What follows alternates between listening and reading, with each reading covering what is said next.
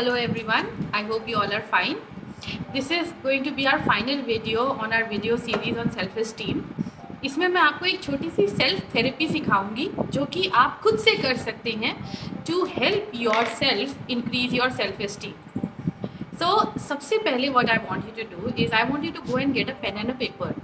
अगर आप लोग ये वीडियो ऐसे ही देख रहे हैं देन आप इसे पॉज कर सकते हैं और जल्दी से जाके एक पेन और एक पेपर लेके आ सकते हैं. Okay, great. Now that you have got a pen and a paper, then this is what I want you to do. Okay, so now on this paper, मैं चाहती हूँ कि आप लोग ये लिखें. I want you to write how do you feel about yourself, and here I want you to be as honest as possible. एकदम सच्चा लिखना है, सच लिखना है कि हम अपने बारे में कैसा फील करते हैं, क्योंकि यह हम सिर्फ अपने लिए कर रहे हैं. ये पेपर कोई देखने वाला नहीं है, तो बेटर है कि आप जितना ऑनेस्टली इस चीज़ को करेंगे उतना ज़्यादा आपको बेनिफिट होगा. अब जब आपने ये सारे पॉइंट्स लिख ही लिए होंगे कि आप अपने बारे में कैसा फील करते हैं, या even if you have written in an essay format, मैं चाहती हूँ कि अब आप पॉइंट्स में इसे बाइफर्केट करें कि इसमें से कितनी चीज़ें हैं आपके बारे में जिन्हें आप पॉजिटिव कंसिडर करते हैं और इनमें से कितनी चीज़ें हैं आप जिन्हें आप नेगेटिव कंसिडर करते हैं. तो सारे पॉइंट्स को या जो भी आपने ट्रेट्स लिखे हैं उनको 2 कैटेगरीज में डिवाइड करेंगे, पॉजिटिव या negative. So take your time and do this. Okay, अब हम सबसे पहले लेंगे पॉजिटिव कैरेक्टरिस्टिक्स जो आपने अपने बारे में लिखी है. नाउ इनमें से एक एक कैरेक्टरिस्टिक या पॉइंट को लेके आप अपने आप से ये सवाल पूछेंगे, do I have a reason to feel like this. For example, अगर आपने ये लिखा है कि I am a good public speaker, okay, तो क्या आपके पास इस चीज़ का कोई रीज़न है? क्या आपने पब्लिक स्पीकिंग वाली चीज़ें करी हैं?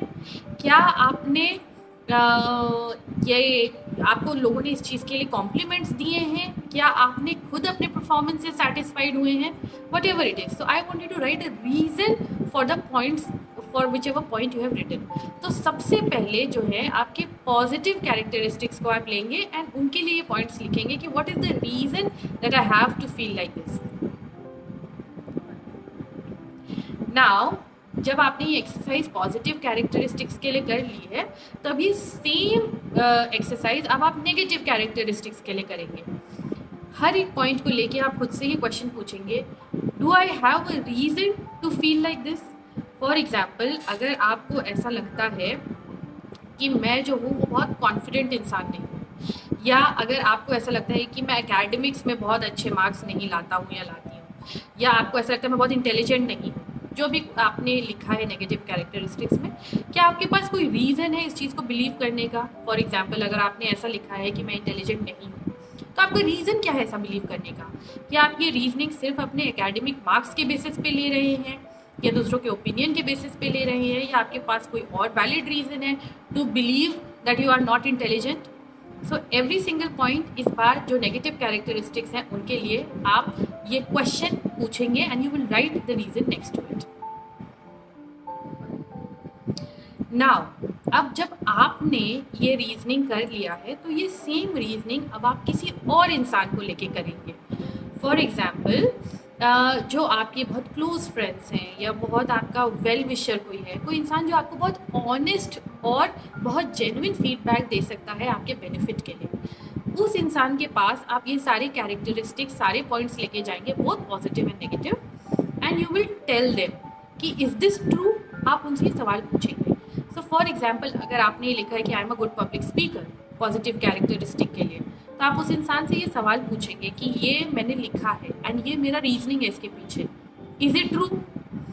And same for the negative characteristics. अगर आपने ये लिखा है कि आई एम नॉट इंटेलिजेंट, तो आप उस इंसान से को बताएंगे कि I have written this and this is my reason, इस वजह से मुझे ऐसा लगता है. Is it true? क्या आपको भी ऐसा ही लगता है मेरे बारे में? तो अभी हम दूसरे इंसान के ओपिनियन को कंसिडर करेंगे.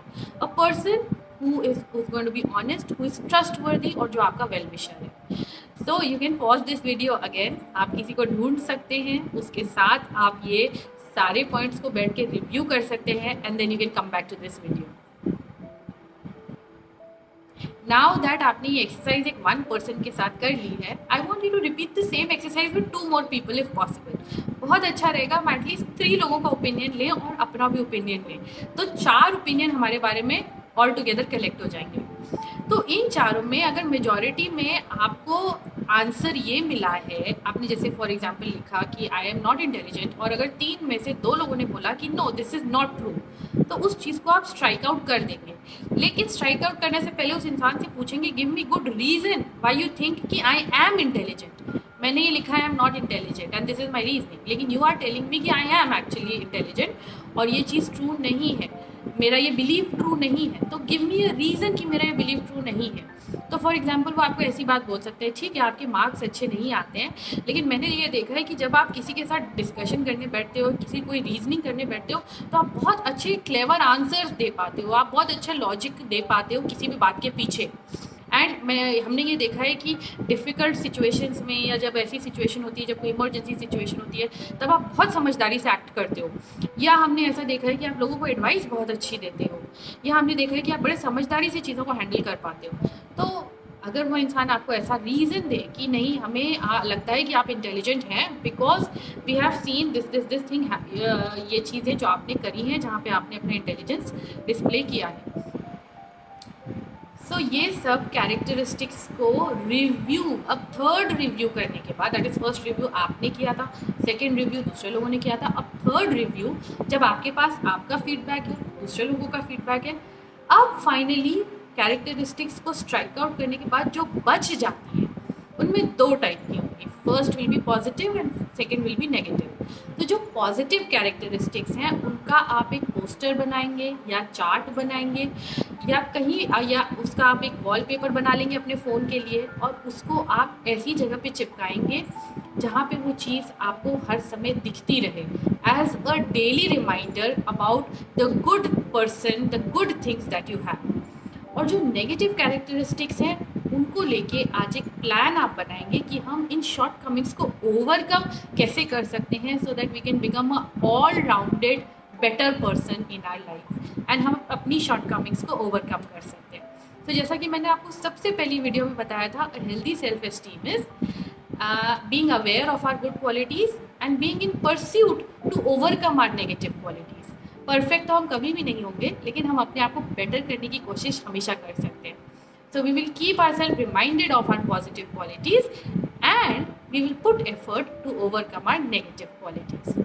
So with this, I hope I have helped you all to improve your self-esteem and enhance your personality. So take care of yourselves and we will see you again in our next video series. Bye-bye. अगर मेरे ये video से आपको help होती है and अगर आपको ऐसा फील होता है कि इनसे आपको इम्प्रूवमेंट हो रहा है, देन आई रियली रिक्वेस्ट कि आप मेरे वीडियोस को लाइक करें, इन्हें शेयर करें और मेरे चैनल पे सब्सक्राइब करें। It will be very helpful for me, it will encourage me to make more videos like this and to help you with your mental health. So please do help me also in this journey. Take care.